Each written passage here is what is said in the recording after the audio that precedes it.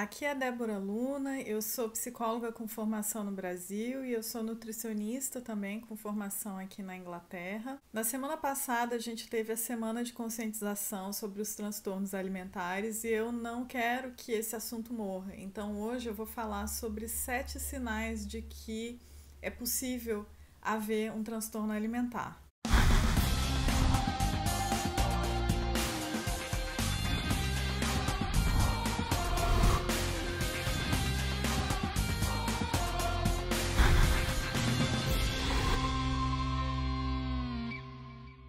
Bom, transtornos alimentares, como por exemplo a anorexia, a bulimia e também a compulsão alimentar, já são bastante documentados, né? A gente já tem um crescente nível de interesse, né, em se buscar informação, em fazer pesquisa e detectar em casos clínicos a ortorexia, né, que é essa necessidade de ser muito saudável e o sofrimento que isso gera na pessoa se ela não comer daquela forma saudável. Não necessariamente a pessoa precisa desenvolver um transtorno alimentar clássico, né, como estão nos livros de psiquiatria, para ela ter comportamentos que são disfuncionais em relação à comida. Então eu separei 7 sinais de que uma pessoa pode estar apresentando um transtorno alimentar ou um comer transtornado, pelo menos ela tenha algum sofrimento em relação à comida, ao corpo, à imagem corporal. Então eu acho importante a gente falar abertamente sobre isso. Se de repente você se identificar, você achar que você tem essas dificuldades, é importante você procurar ajuda. Isso não é motivo de vergonha. Tem muito mais gente sofrendo com isso do que você possa imaginar. Então você não está sozinho. É um tratamento que normalmente é multidisciplinar. Então tem a participação de médico, nutricionista, psicólogo. E a única coisa que eu posso falar é que vale a pena, né? Que você pode ter uma relação melhor com o seu corpo, com a comida. O primeiro sinal é uma preocupação constante em relação ao peso, em relação a emagrecer, e aí por isso faz dieta, né? Então é muito comum a gente ver pessoas que têm um histórico de dietas, que já passaram anos, né? Às vezes décadas fazendo dieta. Infelizmente, a gente tem um reforço cultural muito grande, né? Dizendo que as pessoas têm que se preocupar com o peso, as pessoas têm que ter um corpo padrão, né, que é um corpo magro. E na verdade, esse tipo de conceito só alimenta a indústria de dieta, né, que é bilionária, levando as pessoas a acreditarem nisso e elas sofrem porque elas vão fazer dieta atrás de dieta e nunca conseguem manter aquele peso mais magro que ela desejaria, que muitas vezes nem é o peso que o corpo da pessoa precisa ficar. Então isso não respeita o biotipo, isso não respeita a idade, nem nada. E infelizmente esse é um reforço cultural que a gente tem, bastante negativo, de que todo mundo tem que fazer dieta e se preocupar com peso e tem que estar magro. O segundo sinal é se julgar constantemente, né? Então é aquela coisa de estar sempre procurando uma coisa que está errada, que não está adequada, que não está boa o suficiente, seja o peso, seja alguma parte do corpo, o formato do corpo, que nenhuma roupa cai bem em mim ou essa roupa não ficou bem. É como se a pessoa só conseguisse se sentir bem se tiver tudo muito perfeito. E às vezes uma passada na frente do espelho vira um verdadeiro filme de terror, né, em que a pessoa vai se sentir muito mal e às vezes vai deixar de fazer alguma coisa porque ela está se julgando excessivamente. O terceiro sinal é o segredo. É muito comum nos transtornos alimentares esse elemento, né, do segredo, porque, por exemplo, a pessoa que tem uma compulsão alimentar,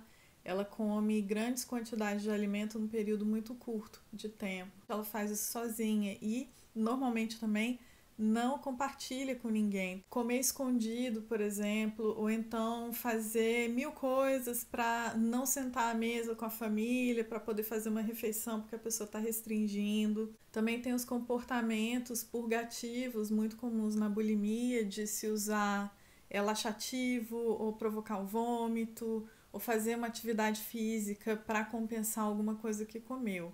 Infelizmente, esse segredo, né, que está relacionado aos transtornos alimentares, ele acaba levando à culpa, à vergonha e, consequentemente, isolamento. O quarto sinal é mudanças de humor, né? Então, é muito comum pessoas com transtornos alimentares ou um comer transtornado ter uma irritabilidade, uma tristeza às vezes, uma insônia. Obviamente, tem questões emocionais envolvidas, mas tem questões fisiológicas também. E, na verdade, tanto a restrição quanto o descontrole em relação à comida levam a alterações fisiológicas e isso acaba comprometendo o bem-estar da pessoa. É muito comum a gente ver quadros aí depressivos e também ansiosos, numa comorbidade com um transtorno alimentar. O quinto sinal é uma autocrítica muito forte. Então, a pessoa ela só vai se sentir bem se ela comer tudo certinho, se o corpo dela estiver de uma forma que ela considera ideal.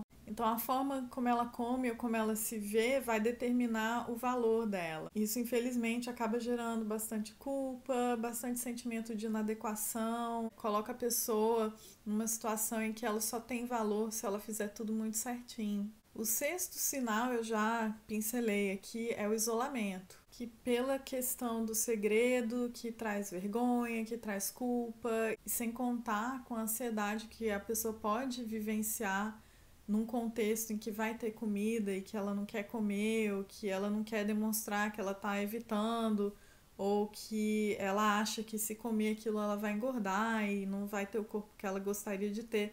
Então, tudo isso contribui para o isolamento. Então, a gente acaba vendo aí situações que são até propagadas, né, como coisas bacanas de se fazer, que a pessoa ir numa festa de criança, num casamento, numa confraternização e levar marmita, ou então a pessoa evita essa socialização para que ela não fure a dieta, para que ela não saia dessa rotina alimentar que ela se impôs. E o sétimo sinal é o controle, né? Uma pessoa que tem um controle excessivo em relação à comida, normalmente tem em relação a outras coisas na vida.